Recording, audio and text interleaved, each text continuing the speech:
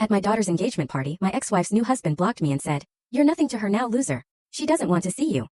He laughed as I walked away after making one call. An hour later, the groom stormed out, tossed the ring on the ground and shouted, "You never told me who your father really was."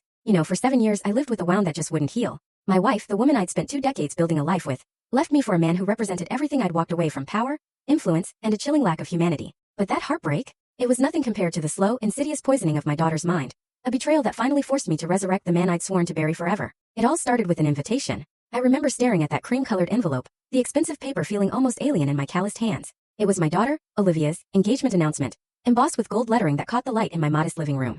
"Olivia Webb and Michael Fairchild cordially invite you." 7 years. 7 long, agonizing years had passed since Diane packed her bags and declared she'd found her soulmate in Victor Caldwell, a silver-haired real estate mogul who oozed charisma and condescension. That memory, even now, it still burned like acid.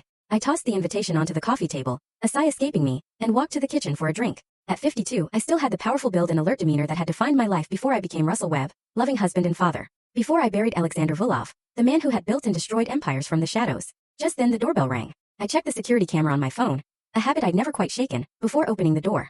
"You got one too," Perry Blackwell said, my only friend left from the old days, the one who still checked in. I just gestured him inside. "Want a drink?" "Make it strong," Perry said, collapsing into my worn leather armchair. "You planning to go?" I poured 2 fingers of whiskey into tumblers. "Olivia called. Said she wants me there." "And you believe her?" Perry accepted the glass, his eyes narrowing. "Or did Victor and Diane put her up to it? Another chance to parade their perfect life in front of you." "My daughter wouldn't do that," I said, maybe a little too quickly. Perry sighed, a heavy, knowing sound. "The same daughter who believed Victor when he said you were dangerous? The one who hasn't visited in 3 years." My voice turned to steel. "She was manipulated. She was 18 when Diane took her, filled her head with lies. And now she's 25, engaged to some trust fund kid from Victor's circle." Perry studied my face, his concern etched deep. "You sure you want to walk into the lion's den, Russ? These people aren't worth it." I just stared at an old photograph on my mantle.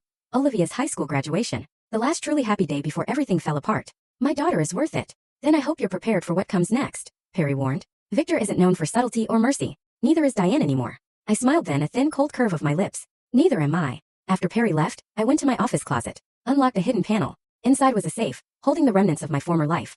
Documents, passports, and a satellite phone I hadn't touched in 15 years. I powered it on, surprised to find it still had a charge. Old habits, I guess. I dialed the only number stored in its memory. A gruff voice answered on the 3rd ring. "This number is no longer in service." "The spider waits while the web trembles," I said, the code phrase feeling strange on my tongue after so long. A pause. Then, "Alexander, is that you?" "Hello, Dimitri," I replied, my voice completely emotionless. "I may need your services soon." "I thought you were dead." "That was the agreement." For full story on the channel, link below. Click now and watch what happened next.